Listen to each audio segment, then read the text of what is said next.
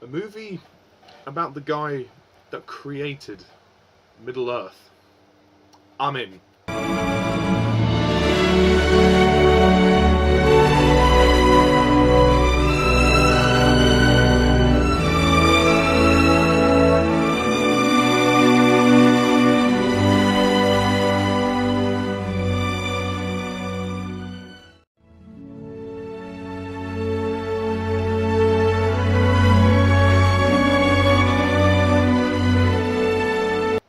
Hello everybody and welcome to my review of Tolkien. Directed by Dome Karukoski, I believe that's how you pronounce that name. Starring Nicholas Hoult, Lily Collins. Tolkien is essentially a biographical telling, or dramatization of some of the events, the most important events of J.R. Tolkien's life. J.R. Tolkien being the acclaimed author of The Lord of the Rings and The Hobbit. And yeah, I mean, if the poster didn't give it away. So, yeah, okay. So, Tolkien. The film basically, obviously, is a retelling of the early years of J.R. Tolkien, from when he was a boy and when he went into school, went into university. And was doing his degree, and how he became the famous author that he was, and his experiences during the war as well, and the club that he formed with his 3 other friends.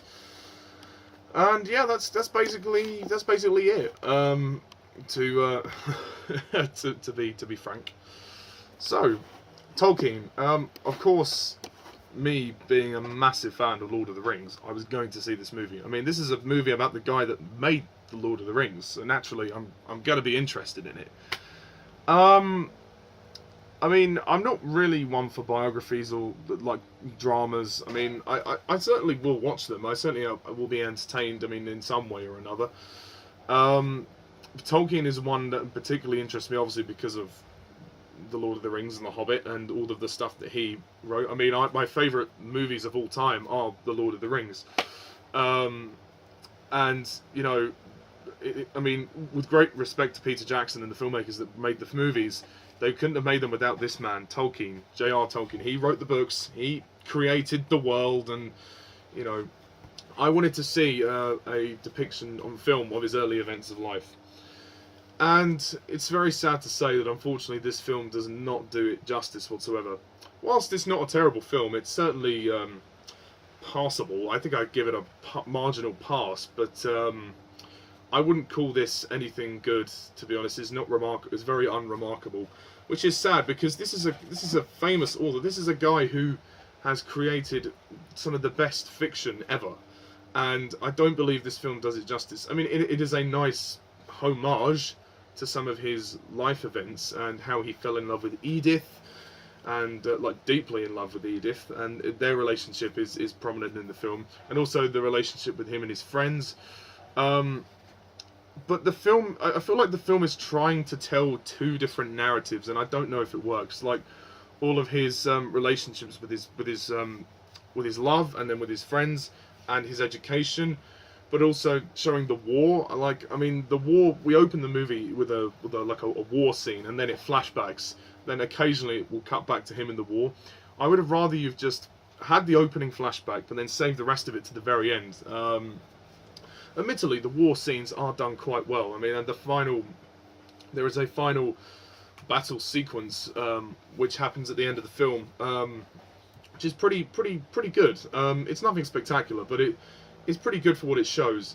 And I do like the idea of, showing like images of his imagination, his visions, like of knights and riders and dark red sky. I mean, you know, there's a lot of fantasy imagery that is, well, not subliminally, kind of blatantly stated on screen as though he's imagining it. I mean, so it's kind of cool in that respect, and it's kind of cool to see his ideas come to life and see him as a character. I think the cast are pretty good. Nicholas Hoult plays J.R. Tolkien, and I like him. I think he's good. He gives a good performance. he plays Tolkien as quite a reserved man, but as the film progresses, he starts to come into his own a bit more when he starts to find love in Edith, who actually is brilliantly played by Lily Collins, I have to say, Edith. There are younger versions of Tolkien and Edith which do appear at the beginning. But they have pretty decent chemistry, I'd say, and it's nice to see them, and you can totally see why he is so in love with her. And you know, she totally served as a huge inspiration for his stories, which was great. The other, I mean, his friends that appear as well, Robert Gilson, Jefferson, I think his name is Jefferson. I can't find it on here for some reason. Oh, why is it doing that? But well, Jeffrey Smith. Yeah, sorry, not Jefferson. Jeffrey Smith. Yeah, the four of them. Sorry about my inaccuracy with the names. I am no good with history. But the four of them forming their club, which is really nice. And there are some other supporting cast, like Pam Ferris plays Mrs. Faulkner. She's good. I like her. The younger cast do a decent job as well. The film has good production values, and I believe the period setting and the way it all looks very impressive. But I don't know, on a narrative level, on a thematic level, it doesn't have much of a story. It feels as though it's just him at school, him falling in love. There isn't much more than that. It seems pretty bare, to be honest. And, as I understand it, Tolkien has quite a huge life. So they kind of, and the first act of the movie for me was very rushed. It was kind of, it kind of jumped in time too quickly. The first 20 minutes of the movie were very rough. It just skipped through a lot of things and it just got straight to the school stuff. And the film kind of drags in areas. It goes, it's only an hour 50 minutes, but the pacing at times felt a little slow in the middle when it's just him and the guys doing their things, and there's highs and lows, but really nothing of genuine consequence happens. Also, Derek Jacobi has a small part in the form of the Professor Wright, who notices the potential of Tolkien and essentially gets him his career, essentially, or helps him get his career. But yeah, the sets and production design look fantastic, and it is a very impressive production, and the cast do a good job. But on a narrative level, it doesn't really hang together very well. The war scenes are good, but again, it just feels like, excuse me, it feels like the movie doesn't quite know what it wants to do, whether it wants to focus primarily on the war, on Tolkien's romance with Edith, or the friendship group, the club. And the film does deal with loss on a few occasions and the terrors of war, but it's very glossed over. Although the third act of the movie is nice, I think the third act is probably the best, when we see the war and then we see the aftermath of the war.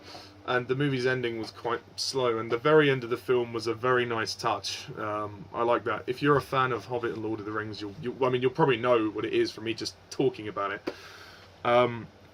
But it was a lovely moment. So the very last scene of the film was very nice, and it's nice to know that Tolkien kind of had a happier life after he became after he settled down, and when he started writing his novels.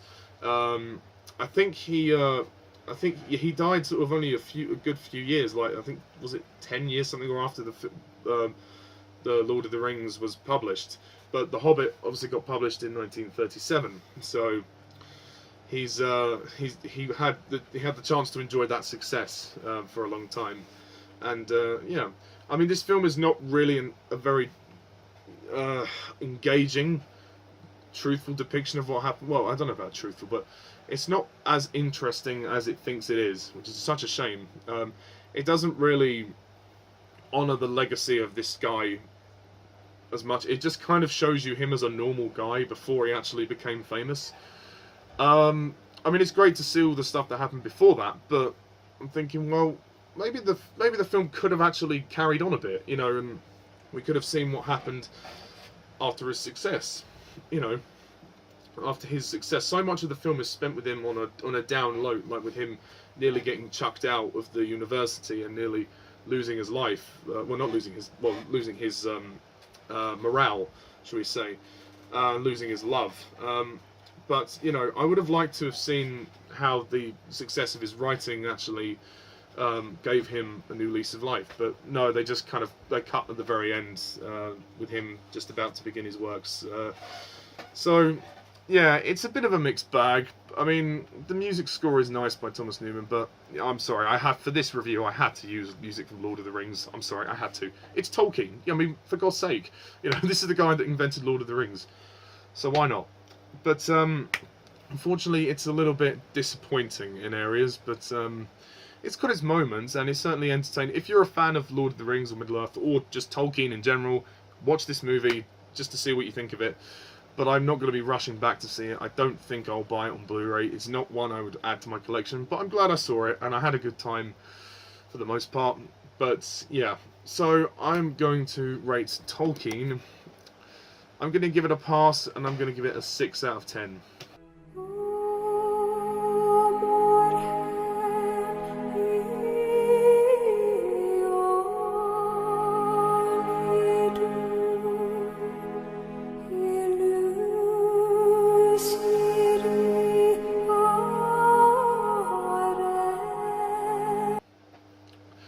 I kind of expected a little bit more, but oh well. I mean, it wasn't bad. It wasn't bad. It was certainly interesting to a degree. And I like the poster for it. The fact that they've actually used the One Ring on the poster is kind of interesting. But yeah, that's my review of Tolkien. Please leave your comments down below. Let me know what you thought of this movie. And yeah, stay tuned for more reviews. So thank you all for watching. As always, I'm Mr. Tarnus11. See ya.